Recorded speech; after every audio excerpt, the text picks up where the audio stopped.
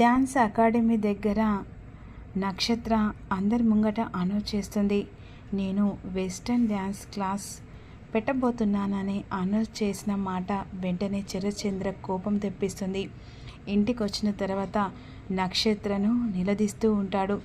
తోడబుట్టిన దాంతో నువ్వు పోటీగా వెస్టర్న్ డ్యాన్స్ స్కూలు నిర్వహిస్తానని అందరి ముంగట ప్రకటిస్తావని కోపంగా మాట్లాడుతూ ఉంటాడు.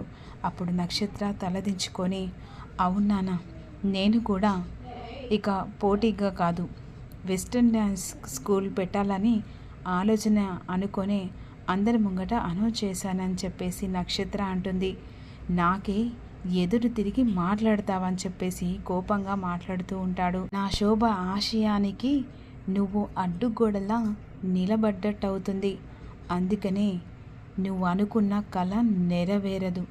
ఎందుకంటే ఇది నా శోభ కళ, అది నా కూతురు నెరవేరుస్తుంది అని శరత్చంద్ర మాటలు విన్న నక్షత్ర అపూర్వ వైపు చూస్తూ ఉంటుంది. సరే బావా, నువ్వు అన్నదానికి నేను తప్పు పట్టట్లేదు, కానీ ఒక చిన్న పని చేద్దాం.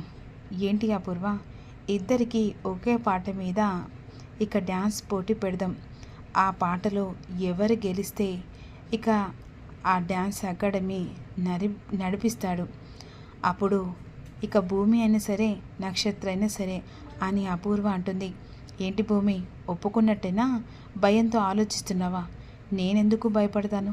మా అమ్మ ఆశయమే నేను నెరవేర్చాలనుకుంటున్నాను కదా అని వెంటనే ఇక పాట పెట్టిన తర్వాత ఇద్దరు కలిసి డ్యాన్స్ చేస్తూ ఉంటారు. ఏలోపు వెంటనే కాలు స్లిప్ అయి నక్షత్ర కింద పడిపోతుంది. ఇక భూమి గెలుస్తుంది. డ్యాన్స్ అకాడమీ భూమి చేతుల మీదుగా నడిపివ్వడానికి శరత్చంద్ర వెంటనే అందరి ముంగట చెప్పసరికి నక్షత్ర కోపంతో భూమి వైపు చూస్తూ ఉంటుంది.